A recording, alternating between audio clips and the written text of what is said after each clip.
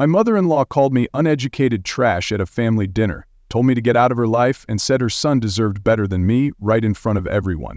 That night, I walked away. But it wasn't the end. It was the beginning of a fight for my self-worth that took me from a small Michigan town to a beachfront paradise in Hawaii. My name's Emily Johnson, and at 32, I've built a $10 million zero-cents business from nothing but grit, late nights, and a high school diploma. I'm not the type of person who was handed anything in life. I grew up in a tiny two-bedroom house in Oak Ridge, Michigan, where winters were cold and dinners were whatever we could afford. My dad worked double shifts at the factory and delivered pizzas afterward. My mom scrubbed floors in people's homes by day and served pancakes at the diner by night. They didn't have much to give us, but they gave us everything that mattered: work ethic, humility, and the kind of love that shows up even when the world doesn't.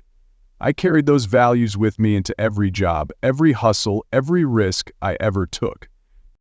I married James Wilson, my high school sweetheart, the golden boy from the side of town where lawns stayed green year-round, and Christmas lights didn't come from the dollar store. His mother, Margaret, made it clear from day one that I didn't belong. She looked at me like I was some charity case James had taken on, like she was waiting for the day he'd wake up and marry someone worthy. But James never faltered. He stood by me, defended me, and helped build the life we now live. A life I earned, even if some people still can't see it. But here's the thing. This story isn't just about success or overcoming poverty. It's about betrayal, the kind that doesn't come from strangers or enemies, but from people you love most. The kind of betrayal that leaves you questioning everything you built, everything you believed. You see, this story isn't really about me and Margaret.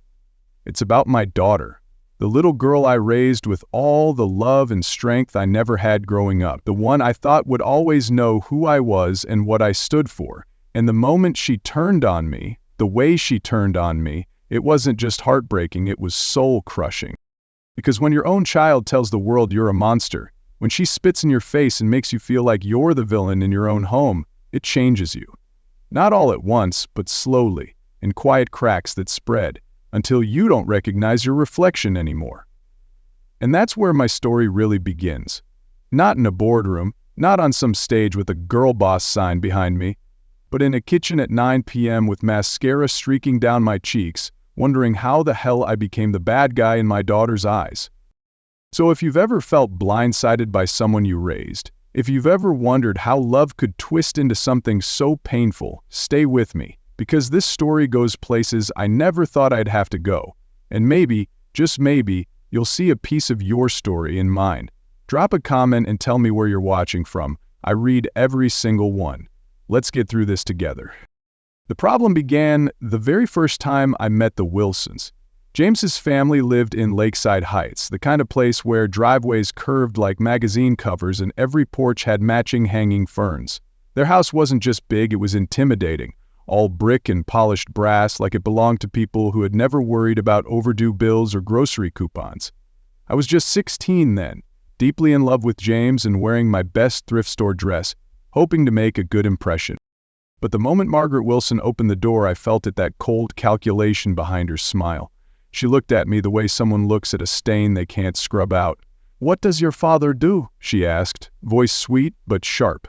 "He works at Midland Manufacturing," I said, trying to sound proud. She nodded, lips pursed. "Oh, how nice." It was clear she didn't mean it. That was the moment I realized this wasn't going to be easy. Robert, James's dad, was warmer. He had built his law firm from the ground up and respected people who worked hard even if they didn't come with fancy degrees. But Margaret? She saw me as a blemish on her perfect family portrait. His siblings, Sarah and David, followed her lead, polite on the surface but always holding me at a distance. I was never invited to the adults-only wine tastings, never tagged in family group photos, never more than James's girlfriend, even after we got married.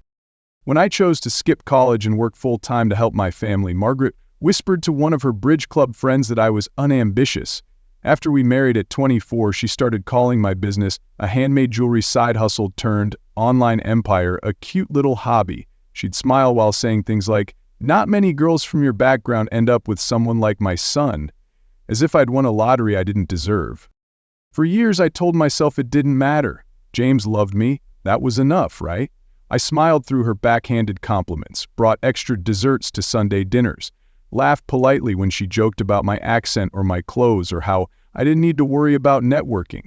James had enough connections for both of us.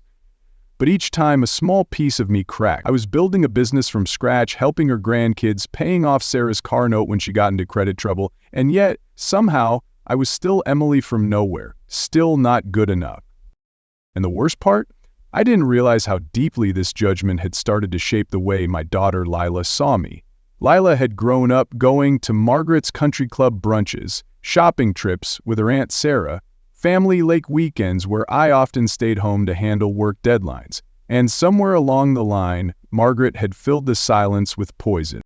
Whispered comments like, "Your mom works a lot because she has to, not because she's important," or, "If your mom had gone to college, she wouldn't need to be glued to that laptop all day." Lila started parroting those lines back to me, subtle at first, an eye roll, a cold shoulder. Then one day, she threw my handmade necklace in the trash and said, "Nobody at school wears cheap stuff like this." She was 12. Still, I convinced myself it was just a phase. Kids lash out, right? But when she hit 14, the shift was undeniable. She started talking about how embarrassing I was, how I didn't act like other moms. She told her friends I was a controlling monster who didn't let her live. I found her texting Margaret behind my back, planning sleepovers, bad-mouthing me, calling me crazy. I grounded her, of course, set limits, tried to talk to her, but nothing worked. The day it broke me completely, we were fighting in the kitchen over a party she wasn't allowed to attend, and in the middle of my sentence, she leaned in and spat in my face. I froze, not because I was shocked, which I was, but because in that moment I realized just how much damage had been done. My daughter didn't just disrespect me, she didn't see me as her mother anymore. She saw me the way Margaret did, something to be ashamed of. All the years I'd worked, fought, sacrificed, built, I wasn't a hero in her eyes. I was the villain in a story someone else had written for me. And the worst part, I hadn't even noticed it happening until it was too late. Let's rewind to where it all began. I didn't grow up with much. Our house was tiny and I shared my room with my mom's mop bucket and the Christmas tree. New clothes were a luxury, so I learned to love thrift stores and make my own style. But even then, I dreamed bigger. At 15, I started making beaded bracelets and selling them at school. I used babysitting money to buy supplies and negotiated sales like a mini shark at the lunch table. The first time someone handed me a $5 bill for something I made with my own hands, I felt something spark independence. And that spark grew into a fire. During sophomore year, I was paired with James Wilson in chemistry. He was the golden boy blonde, charming, rich, and bound for Cornell. I was sure he'd roll his eyes at the girl in the same 3 outfits on rotation, but instead, he saw my bracelets and said, "That's actually really cool. Most kids just ask their parents for money." That's who James was. He saw people. We clicked instantly, not just in class, but as 2 completely different souls who somehow made sense together. Our first date was at the diner where my mom worked the night shift. I was mortified when she walked up to take our order, but James just grinned, called her ma'am, and left a generous tip. He made everything feel possible. But from the beginning, his family was a wall I couldn't climb. The Wilsons' mansion looked like something out of a movie. Marble floors, massive chandeliers, framed art that probably cost more than my entire childhood home. Margaret Wilson greeted me with a cold, assessing look and a question she already knew the answer to. "What do your parents do?" I said proudly that my dad worked at Midland Manufacturing. "How nice," she replied, like she was complimenting a stray dog. Robert, James's dad, was warmer. He asked about my bracelet business, actually listened.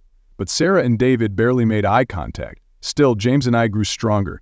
He went off to Cornell and I stayed in Michigan, working retail by day and teaching myself graphic design at the public library by night. While he learned economics, I was learning hustle. We survived long distance. At 22, I launched a tiny social media business for local shop. It barely covered my phone bill, but James believed in it. "You're building something," he'd say, again and again. At 24, we got engaged. I remember the party balloons, cake, and Margaret standing in the corner sipping champagne like it tasted bitter. "I imagined James was someone more established," she said, not caring who heard. Our wedding was beautiful, but at the reception she leaned in and whispered, "You're lucky to have my son." I swallowed the insult and kept smiling. We moved into a tiny apartment. James started his corporate job and I kept grinding. I lost clients, had a laptop crash that wiped out a whole campaign and broke down more times than I can count. But James held me and said, setbacks are just steps. My second business, an online boutique, failed too. That Christmas, Margaret struck again. Maybe it's time to get a real degree. Some people are meant to work for entrepreneurs, not be them. That one hit deep. Then everything changed. A friend asked me to help promote her bakery. I told stories about her cookies and cakes, shared her passion online, and her sales doubled. That was my light bulb moment. I launched Story Connect, pouring everything I had into it. I studied marketing, psychology, data analytics, everything free I could find online. I worked 16-hour days and landed a regional gym chain as a client. My campaign grew their memberships by 30%. When I proudly showed Margaret the results, she said, "I hope you're charging enough," like it was no big deal. But my momentum didn't stop. I signed 7 clients and finally started earning. James popped champagne with every new win. His belief in me never wavered. By 27, I had an office, 3 employees, and was making more than James. We bought a house, 4 bedrooms, no help from his parents. At the housewarming, Margaret called it quaint. I didn't care. I had built something. When Sarah needed help paying off loans, I stepped in. When David had a medical emergency, I covered his bills, $50,000, 0 cents. Margaret's smile couldn't hide her shock. Still, she never gave me the respect I'd earned. At Thanksgiving, she said, "Well, when you skip college, you have time to hustle." The shift in power made her bitter and her jabs became nastier. New money doesn't buy class. A real education can't be Googled. James was torn. I told him we could stop going to Sunday dinners. He just said, "They're still my family." By 30, Story Connect hit $10 million, 0 cents. Investors wanted in. James and I celebrated with champagne on our new vacation home's balcony in Kauai. I made him COO. We moved to Lakeside Heights back near the Wilsons, thinking maybe success would change things. It didn't. Margaret became colder, more vicious. "All this travel isn't good for your marriage," she said once. I ignored her. Had a company to run. I was paying for their Aspen home renovations, Sarah's condo, David's wedding. Then I discovered James had quietly set up payments for their country club fees using my business funds. "They were embarrassed," he said. "She didn't mean to hurt you." But she did, and it was breaking me piece by piece. I didn't know it yet, but while I was building an empire, Margaret had been tearing down my image in the eyes of the one person who mattered most, my daughter. The night everything broke felt like it had been 7 years in the making. We were at a dinner party Margaret threw to celebrate Sarah's new job, one I had personally helped her land through a friend at a branding agency. The mansion was lit up like it was Christmas, and I wore my favorite designer dress not to impress anyone, but to remind myself that I belonged in every room I walked into. The evening started off surprisingly well. Sarah even thanked me in front of everyone, and a few guests came over to ask about Story Connect. I felt seen for once. Then James mentioned the recent magazine profile I'd been featured in, trying to be supportive. That's when Margaret, glass of red wine in hand, tilted her head and said with a tight smile, "Self-taught, others might say uneducated." I took a breath, kept my voice even. "Education comes in many forms." She waved me off like I was a fly. "Refinement comes with degrees, Emily." Then Sarah mentioned wanting to start a content studio, and I naturally offered some business tips. That's when Margaret snapped. "Sarah doesn't need advice from someone who got lucky on Instagram. She has a real education." James slammed his fork down. "Enough, Mom. Emily's company employs 27 people, including me." David jumped in. "She paid off my hospital bills and helped Sarah get certified." But Margaret's face hardened with something darker, rage and humiliation, twisted together. "No one asked her to buy her way into this family." Robert tried to step in, but she exploded. "We've been pretending for 7 years that James didn't marry down to some uneducated girl from the wrong side of town. She flaunts her money like it erases her past. What kind of man lives off his wife?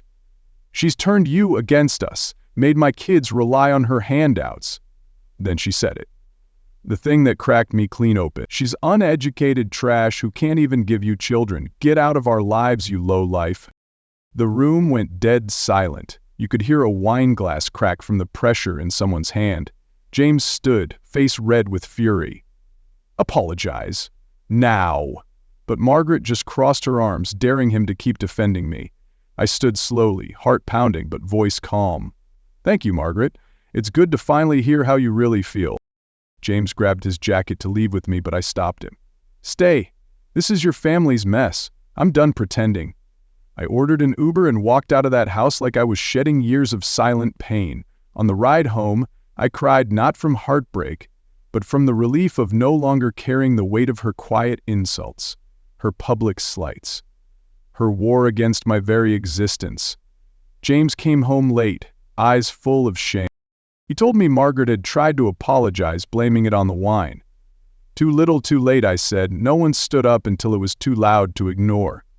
I told James I needed space. I packed a bag and flew to Hawaii the next day. Our Kauai home, meant to be a getaway, suddenly became a refuge.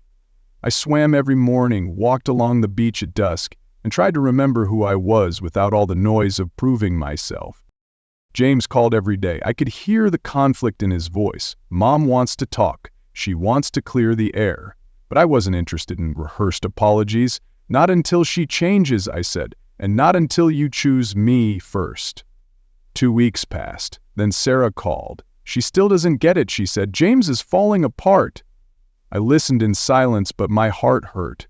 A few days later, James showed up at the house in Kauai, sunburned, exhausted, desperate. You didn't tell me you were staying, he said, voice cracking. I didn't decide until I got here, I said. I just knew I wasn't going back to that life. We sat on the lanai, waves crashing in the background, and I told him I wanted more than love. I wanted respect. I needed him to be my partner, not just the bridge between me and his family. He promised me he'd choose me first from now on. And for the first time, I believed him. We started therapy together. Real therapy, the hard stuff. We talked about patterns, boundaries, trauma, all the quiet sacrifices I'd made for years. A week later, Margaret called. Her voice was soft. I was harsh, she said. I shouldn't have said that. I didn't let her off easy. You called me trash. After everything, after all these years, there was silence. Then James took the phone. Until you change, he told her, we're done. And that was the moment everything truly shifted. We decided to stay in Hawaii and open a new branch of Story Connect on the island. A fresh start, James said, holding my hand as we signed the lease. I looked around at the ocean, the clean sky, the people who greeted me with kindness instead of judgment, and I knew I was finally free. Not because I had proven anything to Margaret, but because I stopped needing to. Margaret's explosion that night, as cruel as it was, ended up being the catalyst we didn't know we needed. Her words burned, yes, but they burned down the illusion, the one we'd kept feeding for years, where being polite meant peace and swallowing pain meant keeping the family together. That night exposed everything, and in the aftermath we had a choice: patch up the broken pieces with silence or rebuild with truth. We chose truth. Hawaii became more than an escape. It became home. The air felt different, cleaner, lighter, like we could breathe without tiptoeing around judgment. We kept our Michigan house, but turned it into Story Connect's headquarters, hiring fresh talent and expanding across the country. I watched my dream grow roots in 2 places, both built on grit and purpose. And therapy, God, therapy saved us. James finally saw how deep his mother's control ran. He confronted patterns, owned his role, and for the first time really fought for us. We built a life with quiet mornings on the beach, laughing over acai bowls, celebrating growth without needing anyone's approval. Robert reached out with a letter, a real one, handwritten. He said he was sorry for not stepping in sooner, for being a silent witness when he should have been an ally. Sarah and David visited a few months later. We had dinner on the lanai, barefoot, drinking wine under string lights. They saw us not as intruders, not as threats, but as a couple who had survived fire and still smiled. Margaret showed up 6 months later, uninvited but softer, not kind, not warm, but no longer poisonous. She stood in our living room, looked around at the success she'd tried so hard to ignore, and said, "I still don't get how someone like you made all this work." I smiled, not sarcastic, not smug, just calm. Because I value character over credentials. I build with what lasts. She didn't reply, but she didn't insult me again either, and that was enough. We didn't become close, but the hostility faded, replaced by something like distant respect, or at least surrender. If you've made it this far, here's what I want you to know. I thought success would fix how people saw me, but it didn't. What changed everything was realizing I didn't need them to see me differently. I needed me to stop shrinking to fit their mold. Margaret's rejection stung, but it forced me to stop performing. My journey from beaded bracelets in high school hallways to a multi-million-dollar brand taught me a lot about business, but her judgment taught me even more about boundaries, about how approval from people who don't respect you is just emotional debt. It doesn't matter how many zeros are in your bank account if you're still begging someone to see your worth. True success isn't money, it's peace. It's loving your life and the people in it. It's saying no to what hurts, even if that means walking away from blood ties. If you're in a place where you feel small, like you're shrinking yourself just to keep the peace, please know you can stop. You don't have to earn love by suffering. You can choose you. You can set the boundary, take the space, and build your peace. Have you ever had a moment where you realized it was time to pick yourself, even if it meant leaving someone behind? Drop it in the comments. I read every one. Like this video if it spoke to you. Subscribe if you're on your own healing path, and remember, walking away isn't giving up. Sometimes it's the bravest, smartest, most freeing thing you'll ever do. Thanks for staying with me. From the girl in thrift store jeans to the woman sipping coffee by the ocean, I promise you the view is worth the climb.